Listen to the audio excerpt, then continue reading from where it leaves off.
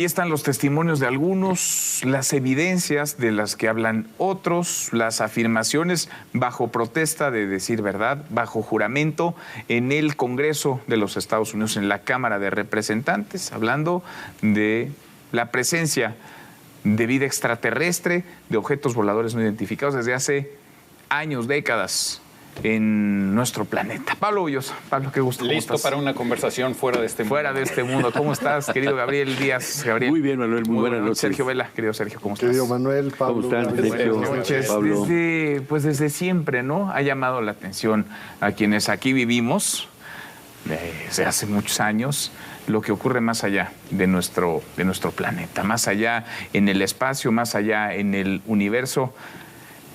Pero ahora se presentan estos testimonios, algunas voces que afirman que el gobierno de Estados Unidos tendría pruebas, documentos, pruebas físicas, además, de extraterrestres, de ovnis. ¿Cómo ves este tema? Es un temazo, Pablo. Bueno, yo suelo guiarme por dos principios.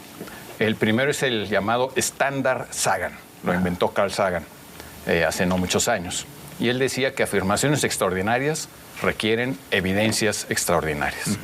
Yo, en lo personal, no he visto ninguna evidencia extraordinaria. Creo que no se presentó. No. Yo no digo que estas personas o estos oficiales o exoficiales del gobierno de Estados Unidos o de la Marina de Estados Unidos mientan. No diría eso.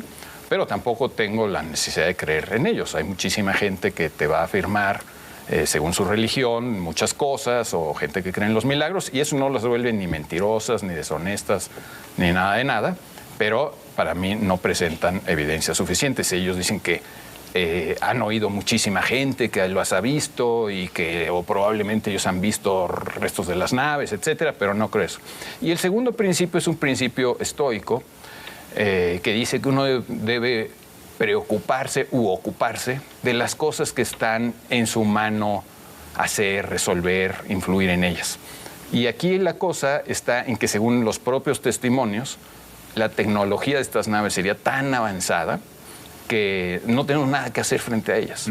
Y de hecho, déjate las naves, el hecho de que ninguno de nuestros aparatos de medición de fenómenos, ningún radar, ningún tipo de telescopio, nada de la tecnología humana pueda darnos cuenta de la presencia de vida extraterrestre a una distancia más o menos cercana, vida inteligente extraterrestre, sí. Porque esa división entre vida fuera del espacio o fuera de la Tierra y vida inteligente hay que hacerla también. Y no sé qué tan inteligente sería venir a estas alturas del partido de este planeta, pero bueno, ese ya ese es otro tema. Entonces, digamos, si nos podemos ocupar de ellos, pues ocupémonos, pero si es algo que realmente simplemente están muchísimo más allá de todo lo que podamos hacer, ni siquiera tenemos la conceptualización de qué tipo de tecnología podríamos usar contra ellos o para comunicarnos con ellos, pues no tenemos nada que hacer, no importa cuánto gaste el gobierno de Estados Unidos. Pues sí. ¿Cómo lo ves tú? Bueno, a ver, aquí hay varias cosas. En primer lugar, juramentos en época en que la mendacidad abunda en la vida política, me parece que no los podemos tomar demasiado en serio. Plano. Si no tenemos una evidencia, sí. como menciona Pablo. Decir que hay todo tipo de pruebas y no presentarlas, pues me parece un tanto sospechoso. Ahora, me parece que el tema lo podemos tratar con seriedad y no nada más con una ligereza y una descalificación o una mera creencia. A ver, hay básicamente dos posiciones, dos posturas dentro de la ciencia, dentro de la astrofísica, que están encontradas y parecen ser hasta ahora irreconciliables. Por una parte se habla de que en sus albores el Big Bang estaba demasiado caliente como para permitir que hubiera una expresión de vida, pero 15 millones de años, que es nada, se empezó a enfriar y entonces el helio, el nitrógeno estaban en estado libre y 50 millones de años después empezaron a hacer su aparición el carbono y el oxígeno, de donde podría empezar a hablarse de las condiciones necesarias para la vida. Entonces, bueno, si el universo es, como se ha planteado hipotéticamente dentro de tantas teorías que existen, infinito, pues evidentemente existe un infinito número de posibilidades o incluso de probabilidades de que haya vida en otro planeta. Y como O sea, decía sería Pablo, muy complicado pensar o afirmar que somos los únicos en el universo. Lo que Carl Sagan y Stephen Hawking en algún momento dado dijeron con sus propias palabras, en sus propios términos, es que lo insensato es afirmar que no habría vida en otros lugares. Porque hay tantísimas posibilidades, el número de galaxias es tan grande, y sin embargo la otra posición considera que las peculiaridades bajo las cuales surgió la vida en la Tierra es algo tan extraordinario que parecería ser prácticamente irrepetible.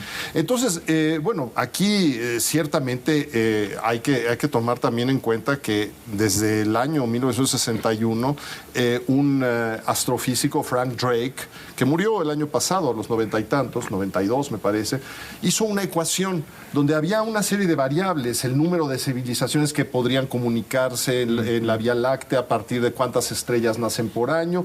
En fin, hizo toda una ecuación para decir cuáles serían las posibilidades o probabilidades de que existiera vida civilizada en otras partes y que pudieran establecer un contacto. Ahora, el problema es que cada una de las variables que integran la ecuación es discutible, es especulativa, entonces no se ha podido confirmar.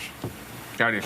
Siguiendo con el profesor Sagan, también decía en su libro de Cosmos, nada me haría más feliz que eso fuera cierto. Pero estudiándolo con las leyes de la física que nosotros conocemos, es prácticamente imposible.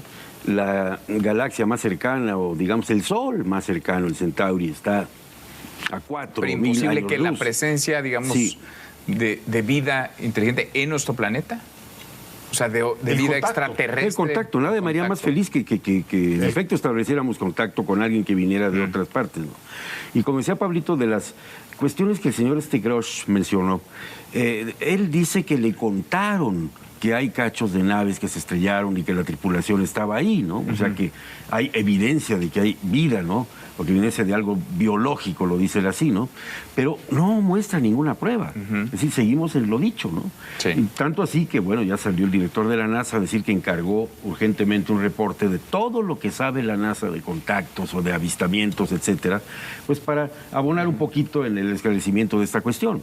La verdad es que estamos tan, pero tan lejos de la próxima galaxia, o del próximo Sol. Sí, ya sabemos, como dice Sergio, que el mundo de las galaxias hay miles de millones de galaxias. Sí, ¿no? Dentro de cada galaxia hay miles de millones de soles. Dentro de cualquiera de esos soles habrá un sistema planetario que replique un planeta como la Tierra, donde se den los elementos coincidentales divinos, por suerte, por azar, que se juntan el oxígeno, el nitrógeno, etcétera, y forman la vida. Yo